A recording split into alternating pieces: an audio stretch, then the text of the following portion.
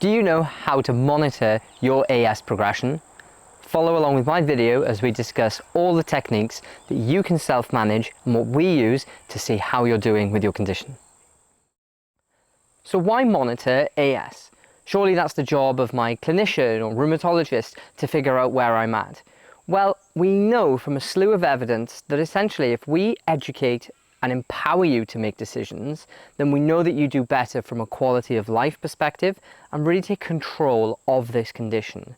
So yes, there are plenty of things that the rheumatologist will monitor you on regular intervals, but there are a few things that you, in this video, can follow along with to just kind of check in with yourself to build a whole picture.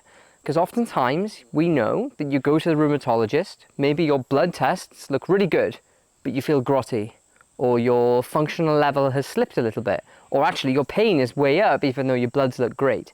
Well, there are other things that we can use and take to our doctor to say, hey, I am struggling with my morning stiffness significantly more than normal, or I have a couple of other joints that are really swelling up.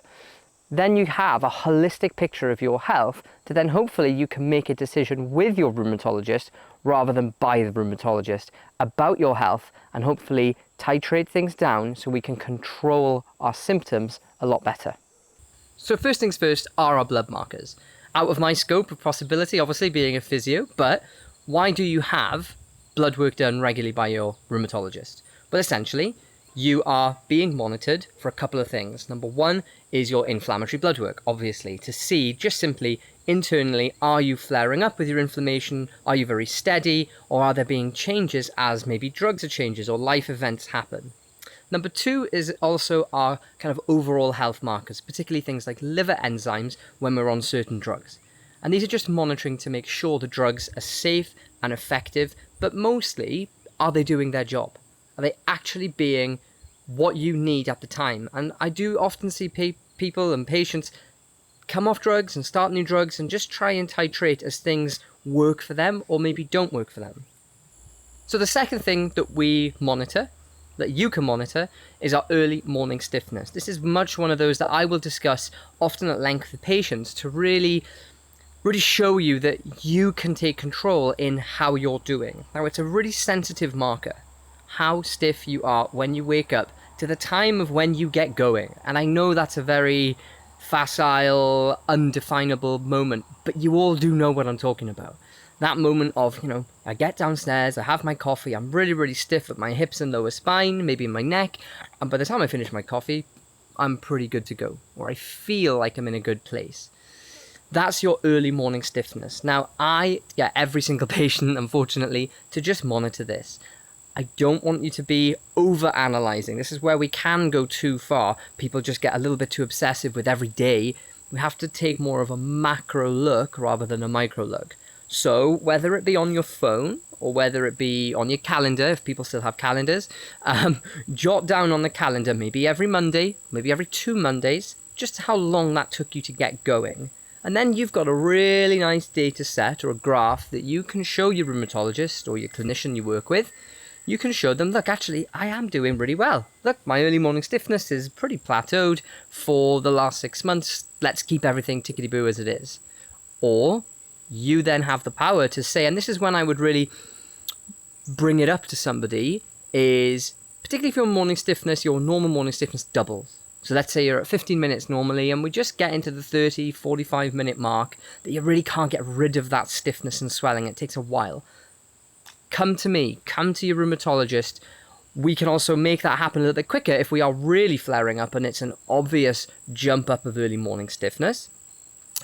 We can then push you to your rheumatologist quickly by a quick letter or conversation to say, yeah, patient X is really struggling at the moment. That obviously something's going on. Let's check bloods and let's review medications.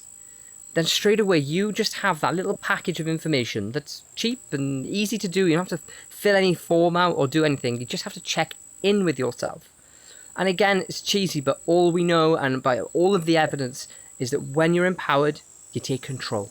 And taking control makes this a heck of a lot easier to live your life, but then also to get the input and help that you need. So early morning stiffness is really key, and that is something that you just take that home and jot it wherever you can every couple of weeks. A side note, being too over analytical and too anal about it is not helpful.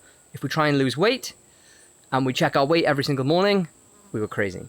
Okay, so really have that gap of at least a week between check-ins. So number 3 is a little bit different and something that I do at least once a year with my patients, maybe as a quick follow-up check-in, just to see how you're getting off. These are our quality of life indexes. They're called BASDAI and BASFI, and I'll link them in the description below. But essentially, these are sensitive quality of life indexes that you can quickly fill out in about 5-10 minutes, and we essentially can check in with how you're doing on a functional level. And also it kind of shows us year to year or maybe 6 monthly. Again, another trend, just more data that we can present to a rheumatologist to see you're doing well, not so well, or absolutely smashing it out the park. The other one that I do really want to talk about, again, it's not standard practice in Canada. I'm trying to change this, but everything moves quite slowly out here, unfortunately, is the BASMI. Now, that is our metrology index, and that means the spinal measurements. So there's a quite strict, about 7 or 8 measurements that we can take of your spine, again, to just get some data to see how you're doing year to year. Now, when I worked in the UK, we would have 1 yearly follow-ups with all of our AS patients. From a physio perspective, you would come in, we'd measure you up, we'd check in with how you're doing, kind of quickly go through some of the scores, and then maybe give you a little bit of homework to work on because maybe something's diminished. Now, these are the classic spine measurement where you get pen on your back and you have to bend over, and then you get certain neck ranges tested. And again, if we can build that data set year to year, then we will be able to hopefully present that to a rheumatologist, or give yourself a good pat on the back. I have lots of patients who are chuffed because actually let's just say their triggers to wall pulling back hasn't moved in 10 years. Or their spinal movements are exactly the same for a few years after going through a couple of flare-ups. And then finally, technology. There are a ton of apps out there that, if I'm honest, I haven't seen one that kind of ticks all my boxes, so I'm not going to endorse anything, but there are certain apps, I have used them in the NHS, but unfortunately they're locked to the UK, that basically you can fill out half of this stuff, i.e. you can fill out your BASDAI, BASFI, BASMI scores, and then also you can add in your early morning stiffness and fatigue level and all of those things. So to conclude, there are a ton of things that you can have in your arsenal to monitor exactly how you're doing with your condition, and then come to your doctor or to your therapist that you trust to say, hey, I'm actually doing pretty well, or actually I'm not doing very well, here's my evidence for it, what can we do? That is my dream. That means that you're truly being empowered to manage your condition, and then we can make a plan to move forward, to hit those goals, to calm things down, or maybe refer you on to really start managing your pain and your activity of this condition. So thanks very much for joining again. I'll link a load of the things in the description below that maybe you can try out, and essentially keep following the channel for loads of information. Gonna have a few more exercise videos coming up, and any questions, just fire them below. Thanks very much.